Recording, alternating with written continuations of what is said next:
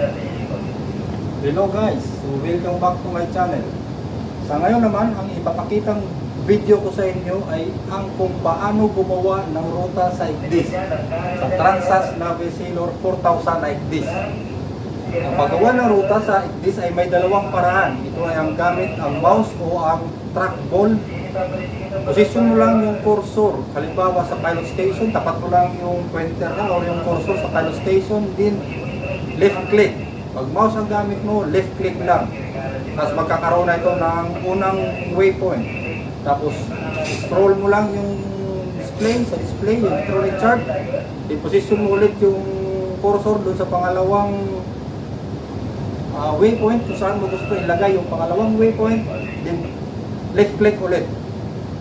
Automatic yun na magkakaroon ng link. Magkukonect yung first waypoint at saka yung sunod na waypoint. Tuloy-tuloy lang hanggang sa makumpleto mo yung ruta. Pangalawang paraan ay ang pag-input ng latitude, longitude doon sa table gamit ang cable. Kung halimbawa mayroon ka ng previous na passage plan na naka-print out, kukupihan mo na lang yung waypoints, yung latitude, longitude, yun, i-input mo lang yung gamit ang keyboard. Yun ang pangalawang paraan ng paggawa ng route sa IGDIS. So, para mapisa natin, tara na sa display.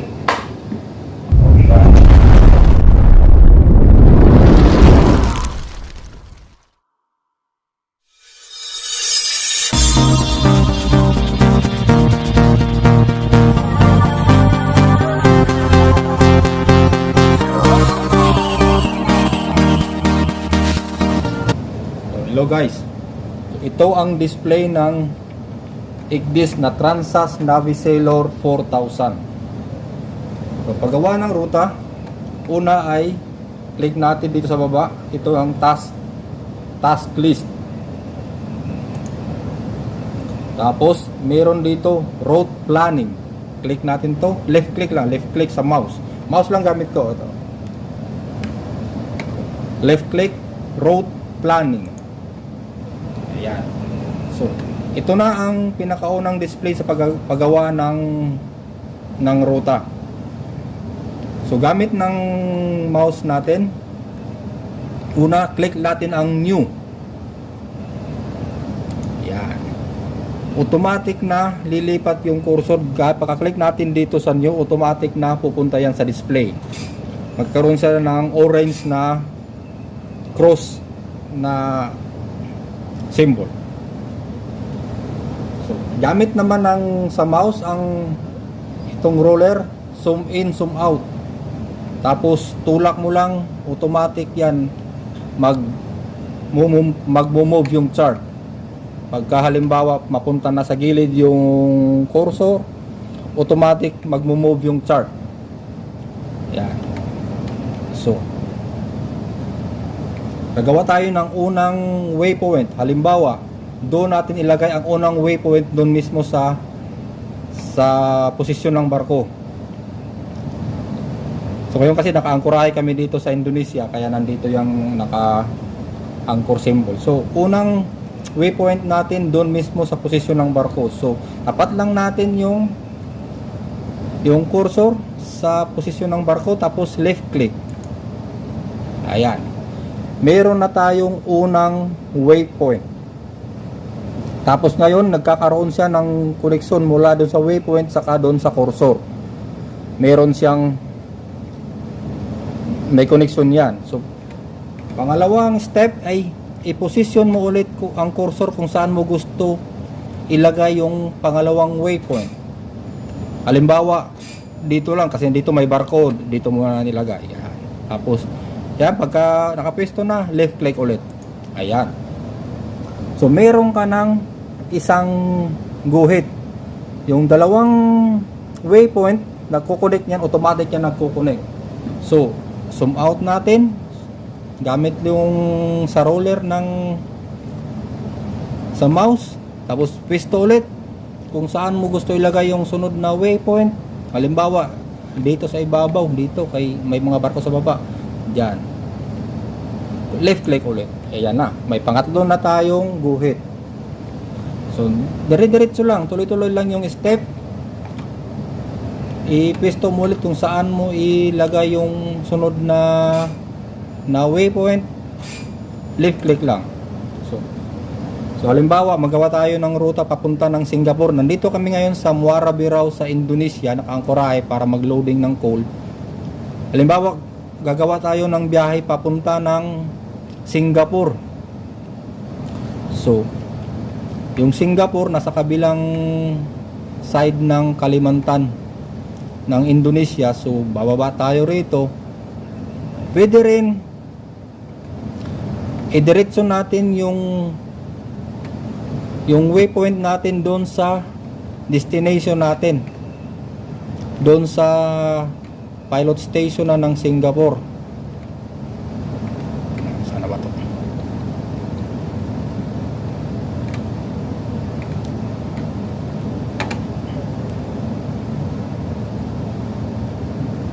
Ayan, ito na yung Singapore Strait.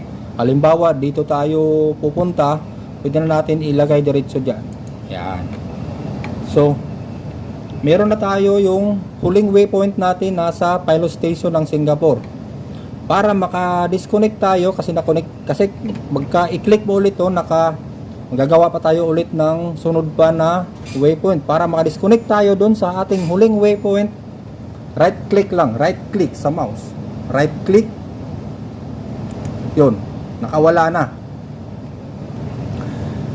Matitira sa cursor maging square. Nandiyan, nakita nyo, nagiging orange square. Yan naman ngayon ang pang-edit, pang-edit ng waypoint. Halimbawa ito, gusto mo itong ilipat, yung waypoint na, yung plus na waypoint, ilipat mo, tapat mo lang yung square, tapos left click, kukonek ulit yun. Tapos, i-left click mo lang ulit, lumipat na. Para ma-disconnect ulit, isang right click. Ngayon, dahil yung guhit natin ay tumatama sa lupa, i-edit na naman natin ngayon ang ating yung leg. Yan, habang naka-square pa yan, orange square, i-left click mo lang, itapat mo lang doon sa guhit. Left click. Ayun, nagkaroon siya ng waypoint. I-drag mo yan ngayon kung saan mo gusto ilagay. So dahil papasok tayo ng Singapore, galing tayo rito, ang natin galing sa taas, papunta tayo diyan. So dito tayo sa starboard lane ng separation scheme. So lagay natin diyan. Tapos ito ulit, click natin ulit yung line natin, left click, tapos drag natin saan dapat siya ilagay, o dito, click natin dyan, o yan, meron na, nasa tamang lane na tayo, tamang daan na. Tapos ngayon, zoom out gamit ang roller, zoom out, zoom in, yan, o dito, yan, sabit tayo sa mga sa coral rep. Ilipat naman natin, lagay natin dito, bang. Ganun lang kadali gumawa ng ruta dito sa Transas Navisailor 4000. Zoom out, tingnan natin ulit saan ba dapat, dito sabit naman ulit dyan, left click na ulit, lagay dyan hanggat sa gawa natin yung ruta. Yan, ito. Tapos ito naman, baba natin dito sa baba, zoom in, zoom out, saan mo gusto ilagay, dyan. Ito naman,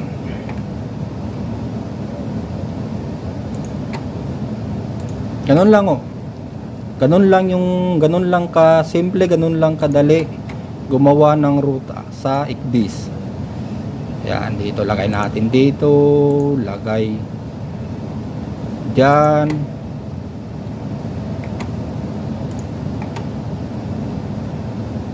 zoom in, zoom out gamit ng roller, tapos para makita ng maayos kung saan dapat dumaan na makaiwas sa mga bahura. Yan. So ayan. Sige na. Oh, nandito pala yung daanan. Lakay natin diyan.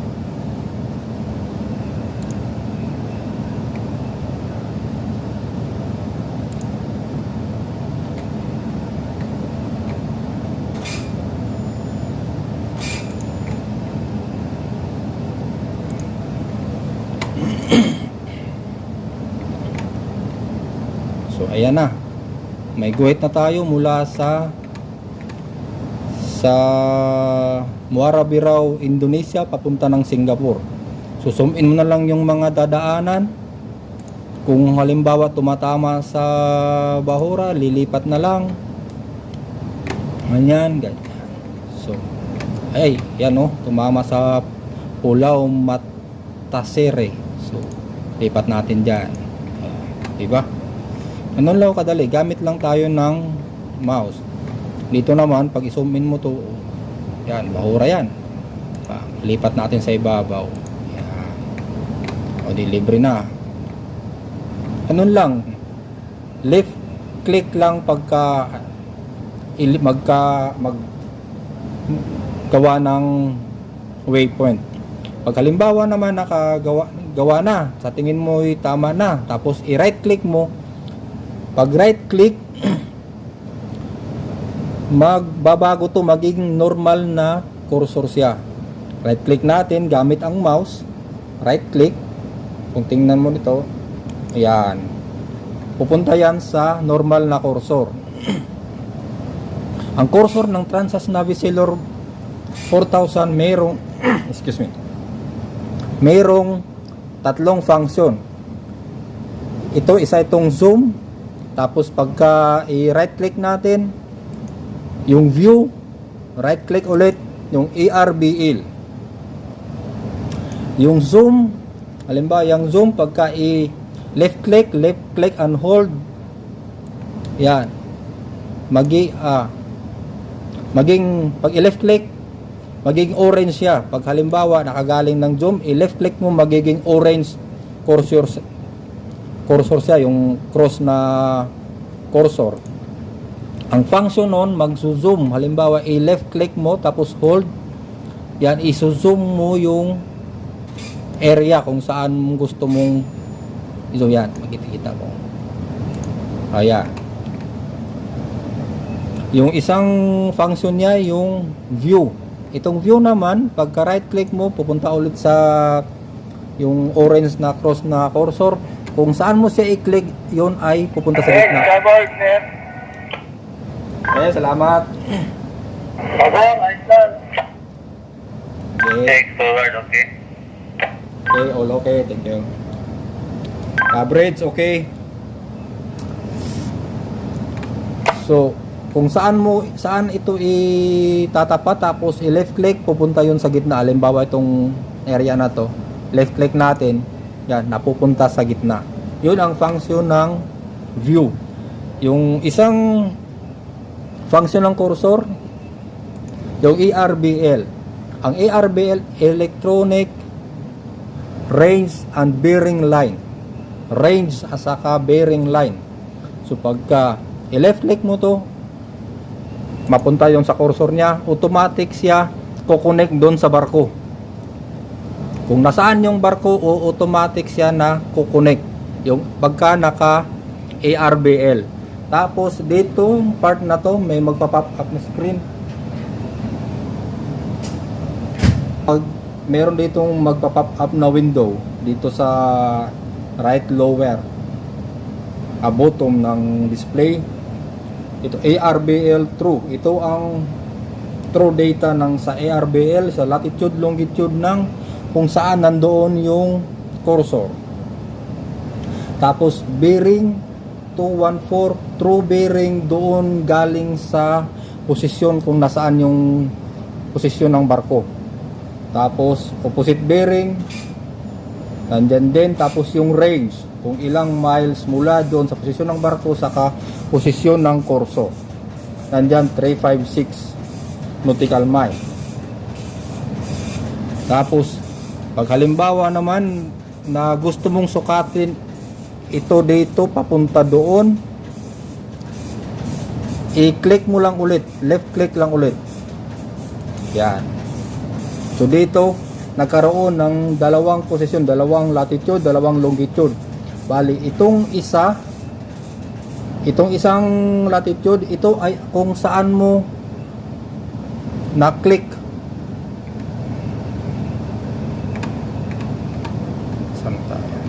Saan tayo? Yan. Ito kung saan mo una, nung pangalawang mong click, kung saan so yung naka posisyon, ito yung ibibigay niya ng latitude 1, longitude 1. Itong latitude 2, longitude 2, ito yung pangalawang cursor ngayon. Yan, i-move mo yan, dyan mo yung pangsukat. Direksyon saka range. Kaya tinatawag siya na electronic range and bearing line. Yung range niya, halimbawa itong production ano to? Galing dito sa posisyon na yan, papunta roon, meron ka rito 47 miles, tapos bearing niya 345 degrees. Yan, masusukat mo yan ngayon. Halimbawa doon sa ginawa nating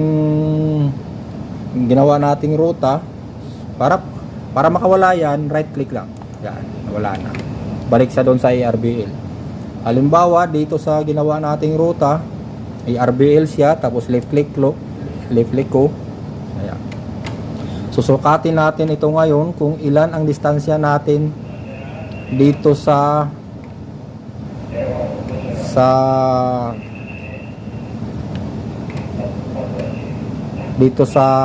may coral reef na to. Susukatin natin yan. Halimbawa ito pa yung kamalapit.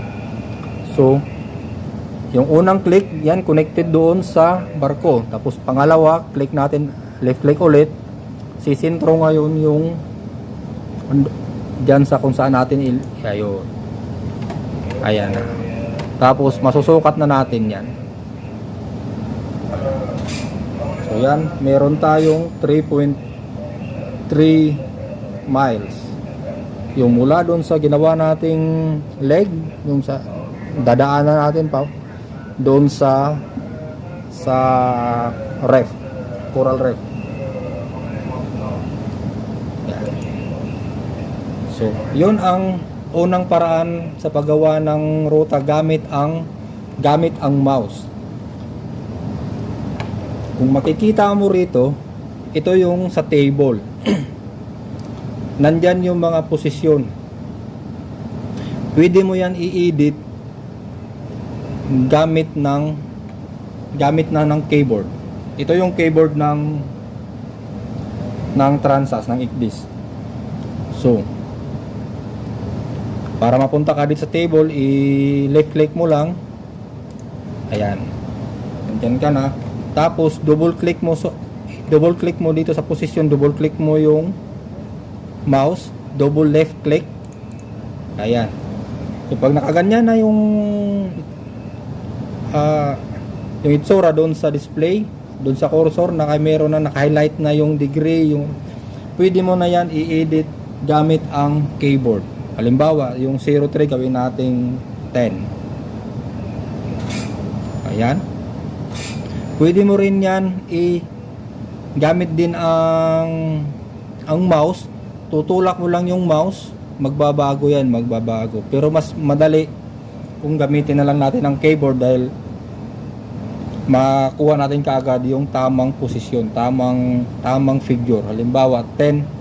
Kasi pag gagamitan natin ng mouse, mahirap natin tantyahin pa natin na mapunta siya doon sa tamang posisyon na pag gusto nating ilagay.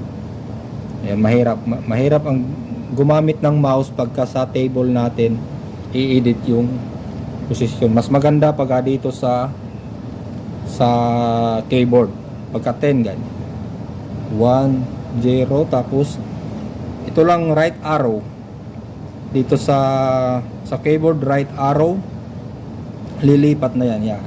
Halimbawa 15 minutes, Yan, 15, tapos right arrow ulit, 0, 0, tapos right ulit, tapos yan, tapos ngayon ang right, halimbawa 120 degrees, 15 minutes, 0.00 second is, tapos pagka okay na, gawa na siya, press enter. Ayan, nabago na siya. Then arrow down, tapos double click ulit ng mouse, left mouse, same procedure ulit, bla bla bang bang, tapos right arrow, edit ng posisyon, right arrow, then pagka okay na, enter. Ganon ang pag i-edit, ang paggawa rin ng ruta, pag i-edit ng ruta gamit ang keyboard. Tapos yung paghalimbawa naman new route naman na meron tayong kukopyahin na lumang passage plan, kukopyahin natin yun, naka-print out na lumang passage plan, kukopyahin natin yung mga waypoints direkta dito sa table. So halimbawa i-close natin to, close natin to, yan, huwag na natin i-save dahil practice lang naman to, no? Do you want to save changes? No. Ayan. So balik tayo doon sa pinakaumpisa para makita nyo talaga naman. So ganoon pa rin yung procedure, task list, tapos route planning. Gamit pa rin muna ng mouse, route planning, left click. So lalabas itong display na to. Tapos dito ulit sa new. Tapos una, mag-click ka muna ng mouse dito sa display gamit yung mouse. I-click mo muna yan para magkaroon ka ng unang waypoint. Click mo muna isa, left click, ayan. Tapos pwede mo na yan itanggalin ito, i-right click muna para makawala yung cursor yung doon sa una mong waypoint. Right click, ayan. Tapos right click ulit para balik ito doon sa normal na cursor niya, ayan. So ngayon meron ka ng unang waypoint dito sa table. Tapos double click mo na lang to, tutok mo yung arrow, yung cursor mo diyan, double left click ng mouse, ayan. Pwede mo na yan kopyahin yung kung ano yung nasa print out mo na waypoints. Halimbawa 12 degrees, tapos right arrow 30 minutes, 0.500 south, ganyan. Tapos 087, halimbawa lang 87 degrees, tapos 15 minutes, 200, yan. Tapos east, then enter. Ayan, meron ka ng unang waypoints na copy doon sa luma mong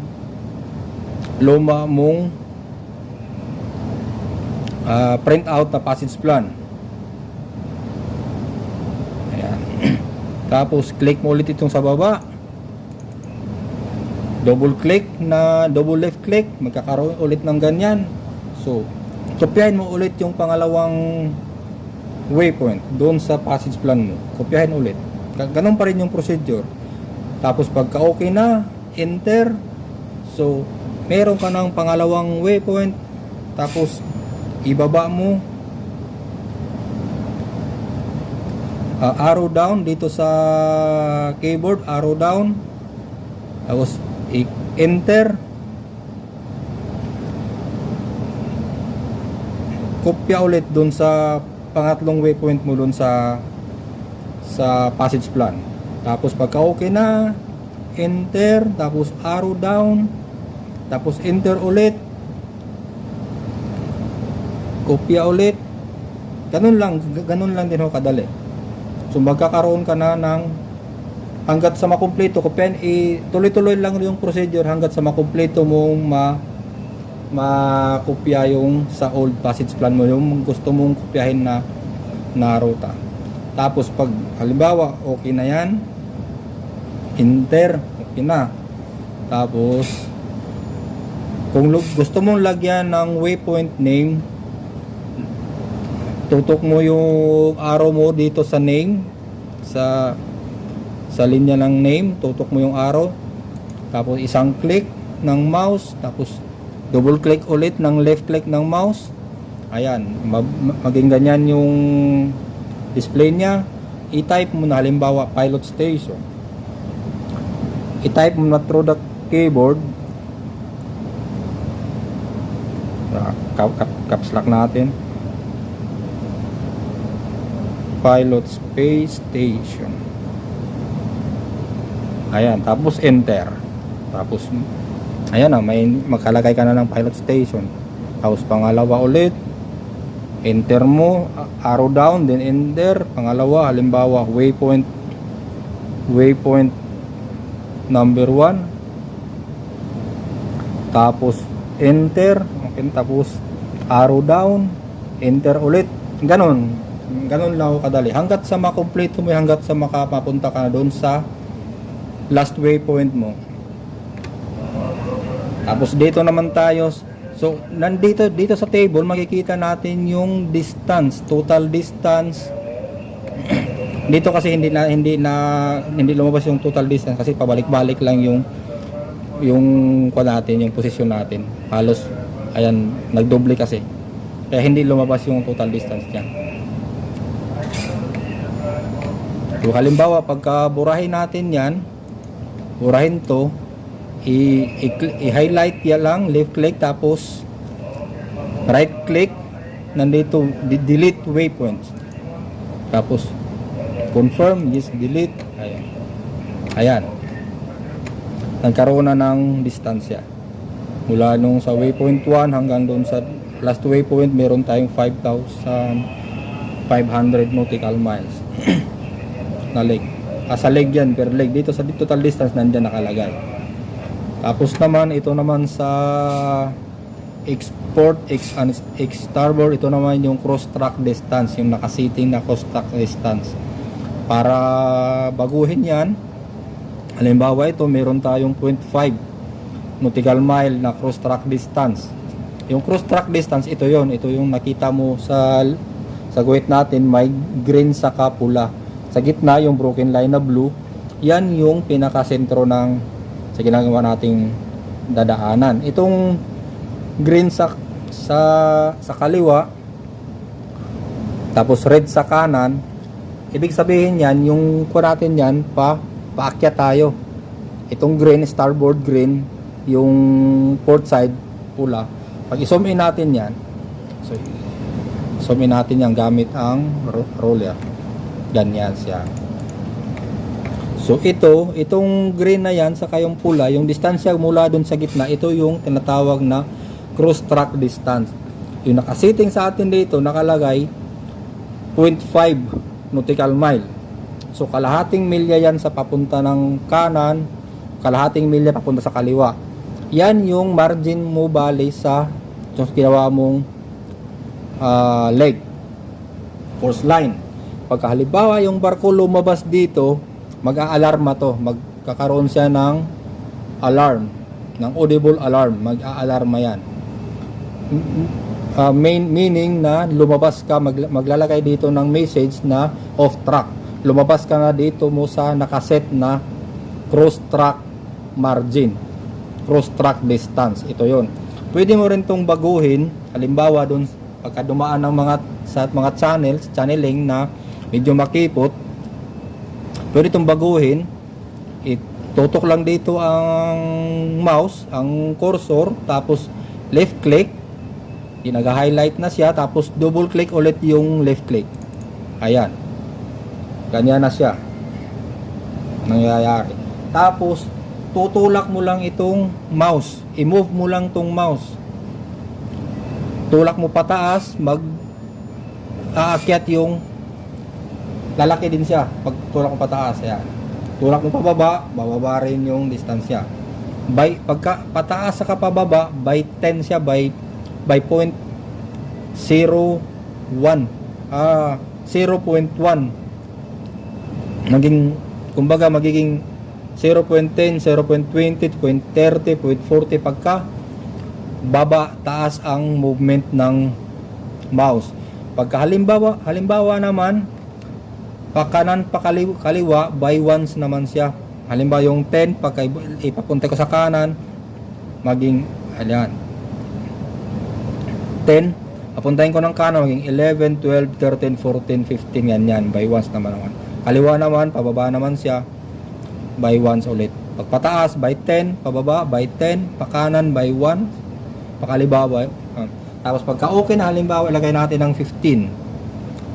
Isang pataas, tapos pakanan, yan 15. Pagka okay na, left click, lilipat naman yan sa baba. Yung sa baba naman, tapos baba kaya dahil 0.5 yan, gawin nating 0.15, baba natin. Yan nagiging 0.10 tapos pakanan para maging pag yung once. Then click ulit, left click. Yan, nababago na siya. Kung nakita mo rito, lumiit na yung setting mo sa cross track margin, cross track distance. Ayan. Tapos, yan, may cross pag gawa natin yung pag sisit ng cross track distance. Dito naman tayo sa turn radius. May setting rin yan. Ganun din ang paggawa. Double click mo lang yan. Itututok mo yung arrow, double left click. Ganyan, tapos tulak mo pataas, tulak mo pababa, ma-adjust mo yung turn radius niya. Yan. Tapos, pagka okay na, left click ulit, okay na yan. Tapos, doon tayo sa pagsiset ng time zone. So, halimbawa, dito sa Indonesia saka Singapore, pareho lang naman yung oras. Kasi nandito man tayo sa east ng Indonesia. Pag halimbawa lang ibang puerto yung pupuntahan, halimbawa lang pupunta tayo saan ba? Sa India.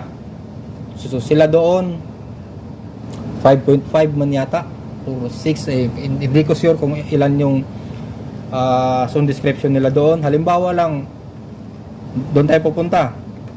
Iba yung zone description pero dapat talaga nakasit siya ng tamang zone description kung saan nakapwesto yung waypoint mo para pag tingin mo rito sa route data, pag tingin mo ngayon ng kung anong oras ka darating doon sa posisyon na yan, sa waypoint na yan, yung ibibigay na yung tamang local time. Kasi meron dito, halimbawa sa route data, yan, halimbawa dito sa ginawa ko nung nakaraan, yan, meron akong mga ginawang mga waypoint names. Halimbawa, doon galing kami ng China sa Xinxia OPL papunta ng Samarinda Pilot Station. Makikita rito halimbawa pagka tumatakbo yung barko, makikita niya kung anong oras darating sa ETA, so ilan yung total time to go, yung distance to well over line. Ayan. Yung ibibigay niya na ETA, yung local time kung saan nandoon yung waypoint na yon. Kaya importante na i-set natin yung tamang zone description dito sa ICDIS. So paggawa naman doon, pag-set naman ng zone description, dito sa left side ng table, meron dito orasan. Click lang natin yan. Yan. So nandito ngayon, time zone. So dyan ngayon, naka-0 siya. Yan yung default setting niya, naka-0. Halimbawa, dito sa Indonesia is minus 8. So ilagay natin yan ng i-click natin yan, tapos double left click. Ayan. Tapos east 8 east. Dahil minus 8 tayo, so east. Tapos enter. Ayan. Tapos baba. Tapos enter ulit. Halimbawa sa India is halimbawa yung pangalawang waypoint halimbawa sa ang time zone doon is 7. O lagay mo 7 east or west. Tapos enter. tapos arrow down, tapos enter ulit, tapos halimbawa 5, o tapos 5:30 halimbawa, tapos yung right arrow para lilipat yan dito sa minutes, right arrow, and then 30, tapos enter, tapos enter ulit, 5:30, tapos enter, tapos arrow down. So, ganon paggawa pag siset ng time zone. Ganyan. Tapos pagka okay na, isi-save mo ngayon. Tapos bago mo i-save, palitan mo muna ng pangalan. Palitan mo muna ng pangalan dito. Halimbawa, Indonesia to India, or anong pangalang Puerto, anong gusto mo ilagay sa route name mo, palitan mo muna ng pangalan bago mo i-save. So, ganun ang paggawa ng ruta dito sa Transas Navisailor 4000.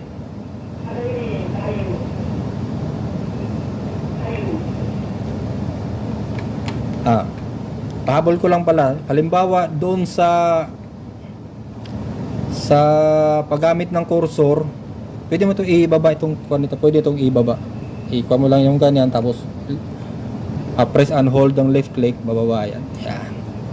Halimbawa naman pala naka okay na siya, tapos gusto mong i-edit pa yung yung waypoint mo. Dito itapat mo lang itong cursor dito sa waypoint editor. Automatic yan magiging square. Tapos click mo ulit ito, yung kung saan ang gusto mong i-edit na waypoint. Ayan, tapos pagkaya. Tapos ito naman halimbawa yan.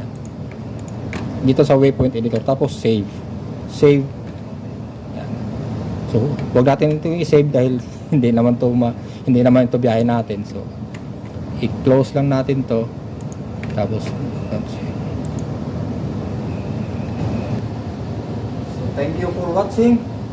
Sana nagustuhan nyo ang ating video. So, diba? Ganun lang kadali gumawa ng ruta sa ICDIS. Siyempre naman, kailangan din natin ng publication, yung sailing direction, yung Admiralty Digital Radio Signals para mailatag natin ng maayos ang ating ruta. So, kung hindi pa kayo nakapag-subscribe sa aking channel, mag-subscribe na kayo at huwag niyong kalimutang i-hit ang notification bell para lagi kayong updated sa aking mga susunod pang mga tutorial videos. Lalo na doon sa may mga lisensya na hindi pa masyado kabisado paano gamitin itong mga navigation equipment. Mag-subscribe na kayo at tinitiyak ko sa inyo marami pa kayong matutunan dito sa aking channel. Maraming salamat. Hanggang sa muli.